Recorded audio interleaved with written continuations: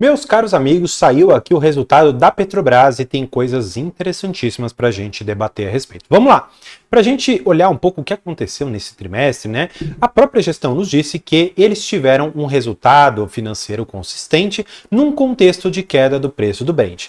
Ou seja, eles estão mostrando aqui que mesmo com o Brent caindo, ainda assim, nessa faixa ali dos seus mais ou menos 80 dólares, 78 dólares, que foi o fechamento no terceiro trimestre, tá bom? Não é agora que a gente tem que olhar para o Brent, é há um tempo atrás, e aí você pode ver que mesmo assim eles conseguiram bons resultados. Só que essa parte do Brent menor foi parcialmente compensado com maiores volumes de venda dos derivados, o que de uma certa maneira faz o seguinte, caiu um pouquinho o Brent, mas se aumentou um pouquinho o volume, no final das contas o valor aqui, a receita e a geração de caixa ficam muito positivas, tá bom?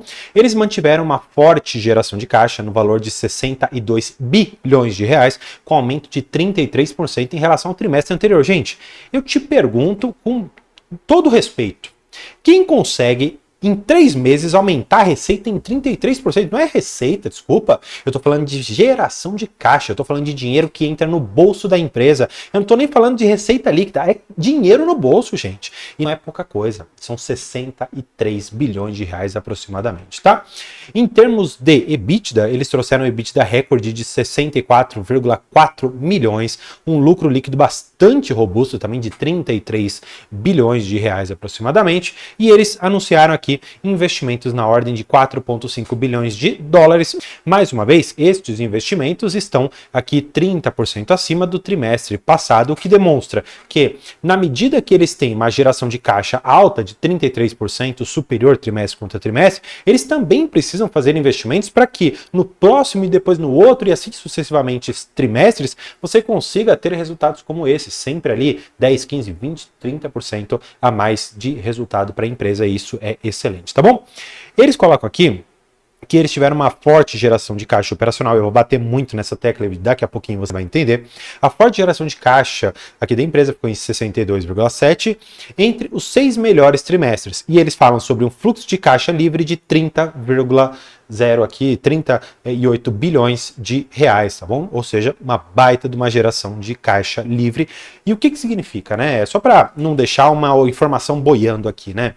Nós já vamos entender como que faz o cálculo, tá? Só que o fluxo de caixa livre é basicamente o seguinte, olha, entrou dinheiro no meu bolso.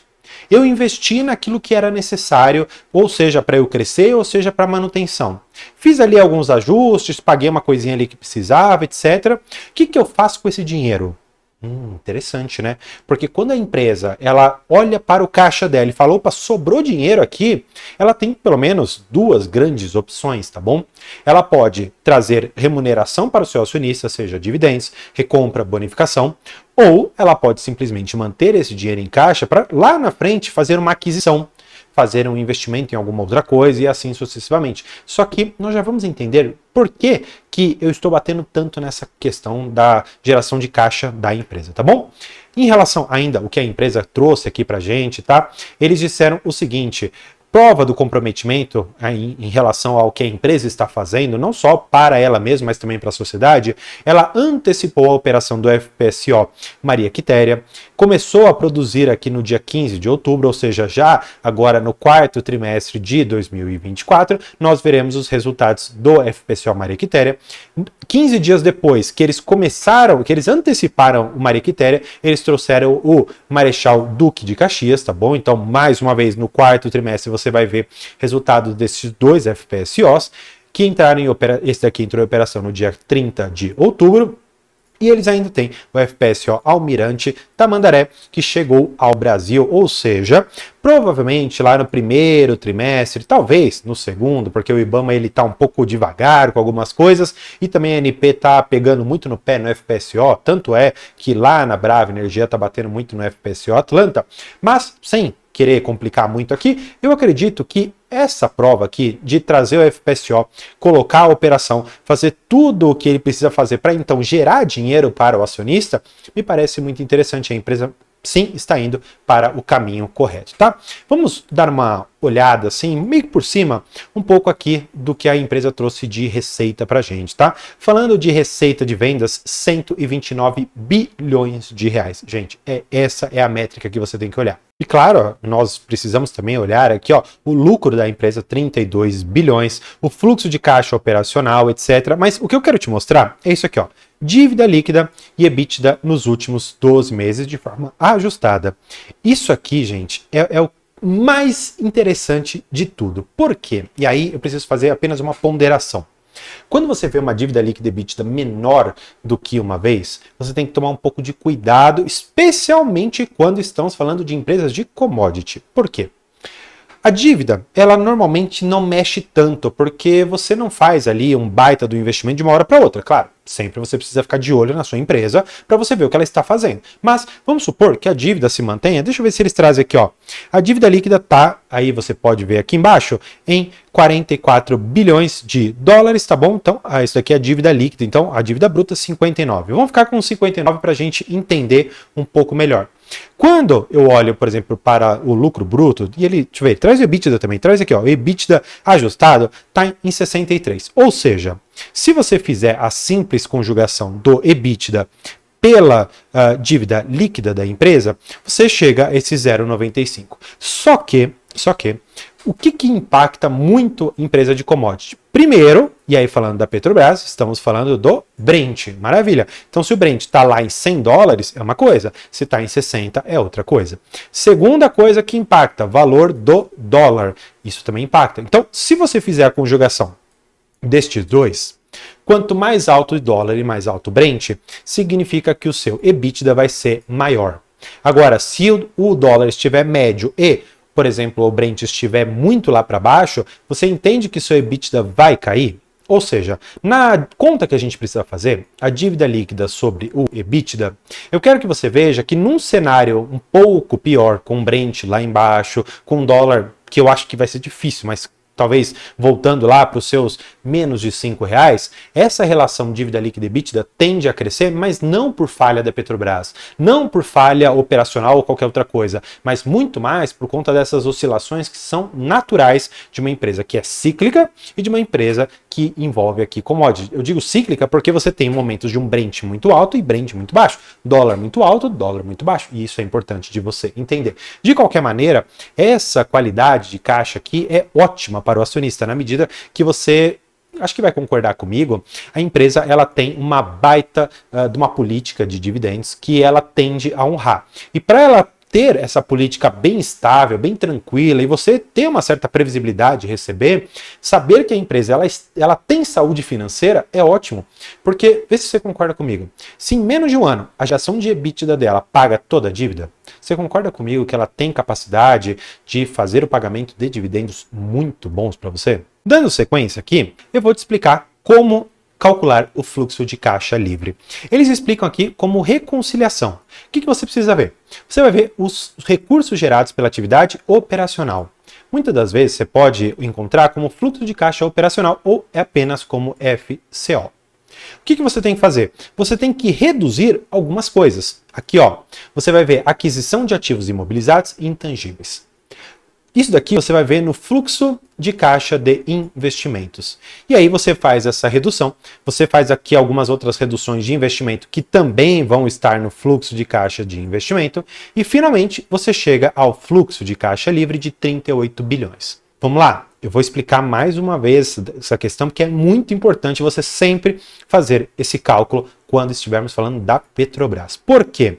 Porque esse cálculo aqui, que você está vendo, fluxo de caixa operacional menos fluxo de caixa de investimento de imobilizado, intangíveis e outros investimentos, vai gerar esse fluxo de caixa livre, que é sobre isso que a Petrobras aprova seus dividendos. André, não entendi. Vamos lá. A Petrobras, ela anunciou este valor aqui, de R$ 1,32 por ação ordinária e preferencial, sendo que ela vai dividir em duas parcelas. E eu já vou voltar àquele valor que eu estou te falando. Só estou te mostrando isso aqui para você depois entender como a gente chega nesse preço, tá?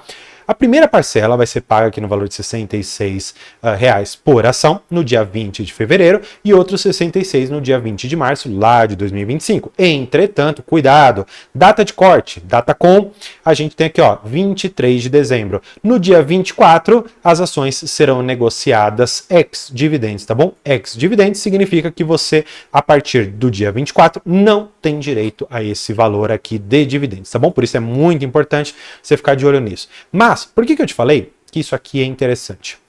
A Petrobras, ela tem uma política de distribuição de dividendos da seguinte maneira.